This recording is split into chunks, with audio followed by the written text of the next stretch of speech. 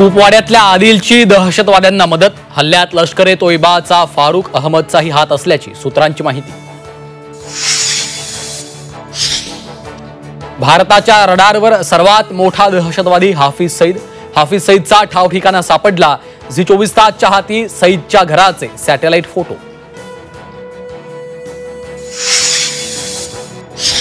पहलगाम दहशतवादी हल्ल्याविरोधात वंचितचं मुंबईतल्या हुतात्मा चौकात निषेध आंदोलन। भाषण नको, ॲक्शन हवी असं बॅनर घेत कारवाईची मागणी। प्रकाश आंबेडकरही आंदोलनात सहभागी।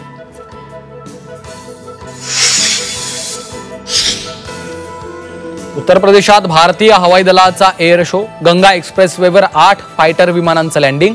भारताच्या एअर शोमुळे पाकिस्तानला धडकी।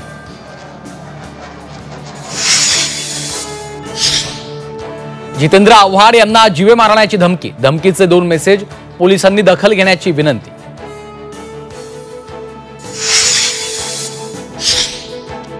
शेतकरी कर्जमाफीवर विचारताच अजित पवार चिडले।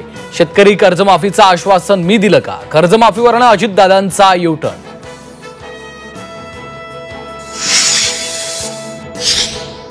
शेतकरी कर्जमाफीवरनं बच्चू कडू पुन्हा आक्रमक। 2 जूनला आत्मसन्मान आंदोलनाची घोषणा। उपमुख्यमंत्री अजित पवार यांच्या निवासस्थानापासून ते मुख्यमंत्र्यांच्या निवासस्थानापर्यंत काढणार मोर्चा। नॅशनल हेराल्ड प्रकरणी सोनिया गांधी, राहुल गांधी, सॅम पित्रोदासह इतर काँग्रेस नेत्यांनाही नोटीस।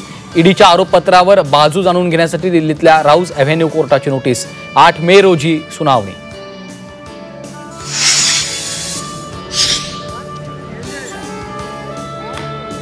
सोलापुरातील पेट्रोल पंपावर थांबलेल्या स्कॉर्पिओ गाडीला आग। काही क्षणात गाडी जळून खाक। सुदैवानं दुर्घटना टळली। सांगलीत भर दिवसा धूम स्टाईलनं चोरी। वृद्धाच्या हातातून बाईक स्वारांनी पळवली 40 तोळे सोन्याची बॅग।